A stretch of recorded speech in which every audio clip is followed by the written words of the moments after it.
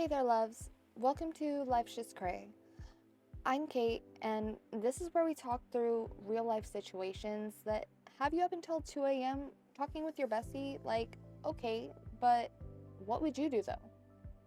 Real situations, real talk, no fluff. My grandma always used to say that you could lead a horse to water, but you can't make it drink. And that's exactly how I move on this show. Everything I say comes from my own experience or my own thoughts. I'm not a professional, and I'm not here to tell you what to do. However, it might just help.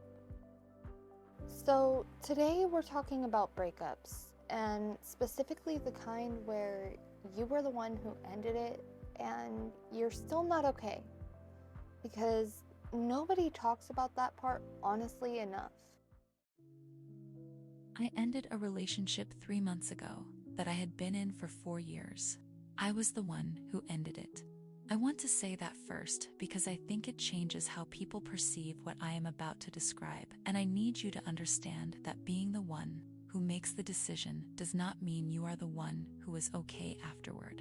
I ended it because I knew it was right. Not because something catastrophic happened, or because he was a bad person, or because there was someone else. He was not a bad person. He was actually a genuinely good one. But we had been growing in different directions for a long time, and I had spent the better part of a year trying to talk myself out of what I already knew, and I finally stopped talking myself out of it and did the thing I had been circling for months. And then I woke up the next day, and the day after that, and the day after that, and I did not feel the relief I had expected. I felt like I had made an enormous mistake, even though every rational part of me knew I had not. I cried in my car for 40 minutes over a song we used to play on road trips. I drove past a restaurant we went to on our first date and had to pull over. I found one of his hoodies in the back of my closet 3 weeks later and sat on my bathroom floor holding it. For longer than I am comfortable admitting.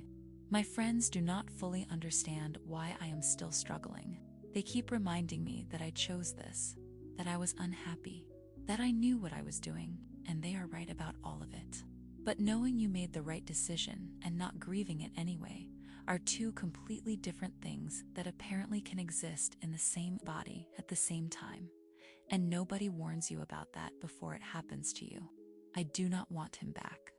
I want to stop feeling like I made a mistake when I know I did not. And I do not know how to get from where I am to where that finally starts to feel true. How do you grieve something you chose to let go of? Let me start by saying something that I think is going to reframe this entire situation for you.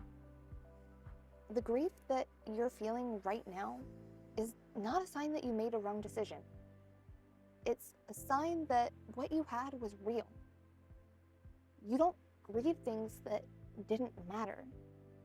And you don't sit on your bathroom floor holding someone's hoodie if 4 years of your life meant nothing.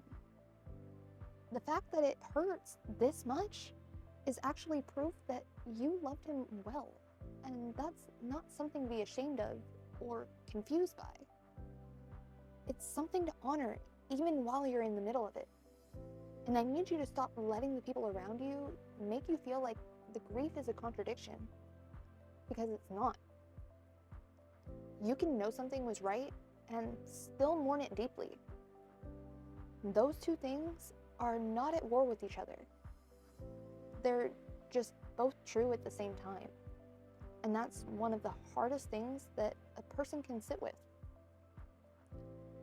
Now, here's the honest truth about where you go from here. Because I think you have two paths in front of you, and only you know which one is real for you. The first is you get back together. And before you dismiss that, I talked about in a previous episode something like this. Sometimes two people who genuinely love each other need to go their separate ways for a season, just to figure out who they are individually. And then they find their way back to each other with completely different understandings of what they both needed.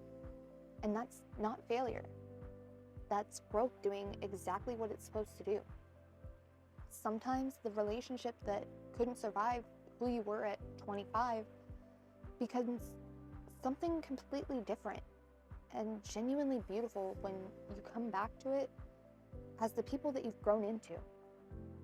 If there is a version of this relationship that could work differently than it did before, it's worth being honest with yourself about it.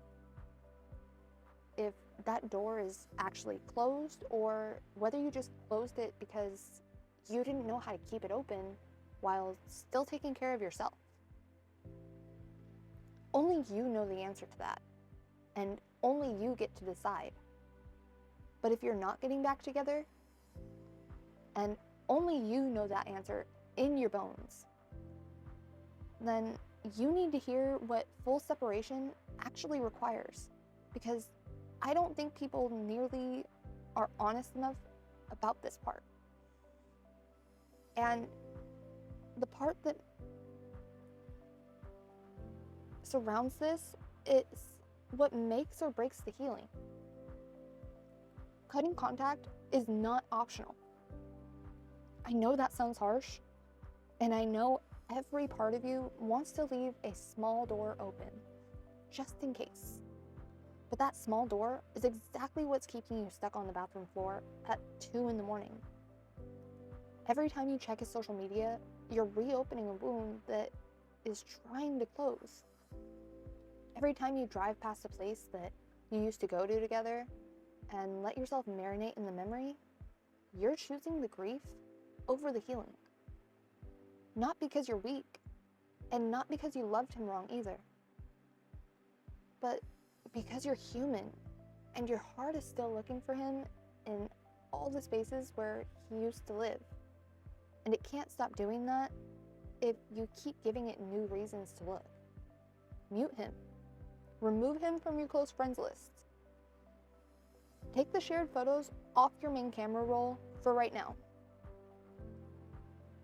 And stop going to the places that belong to that chapter of your life until you can walk into them and feel something other than the weight of what used to be. Change the playlist. Take a different route. Rearrange something in your apartment so the space starts to feel like yours again, instead of a museum of the two of you. Create enough physical distance and digital distance that your nervous system actually has a fighting chance to stop looking for him around every corner. Because here's what it's actually doing to you right now.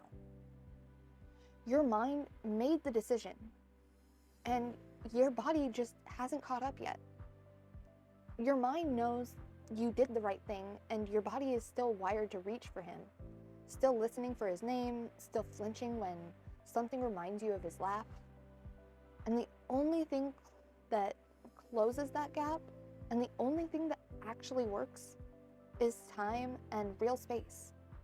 Not the kind of space where you're still watching his stories at midnight, telling yourself it doesn't count because you didn't reach out directly.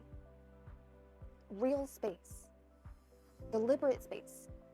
The kind that gives your nervous system permission to finally start letting go. You chose this because you knew it was right. Honor that version of yourself enough to give her what she actually needs to heal. She made a hard call. Now protect her while she recovers from it. Alrighty, loves. That's all I've got for you today, and you already know where to find me. Slide into the DMs with your situation, and you might just hear it on the next episode. And if this one hit home for you, share it with someone who needs it, because that is what we do. And remember, just because I've said this advice doesn't mean you have to take it. You're the maker of your own decisions, but you must also be willing to deal with the consequences of your actions, if there are any. Until next time, take care of yourself.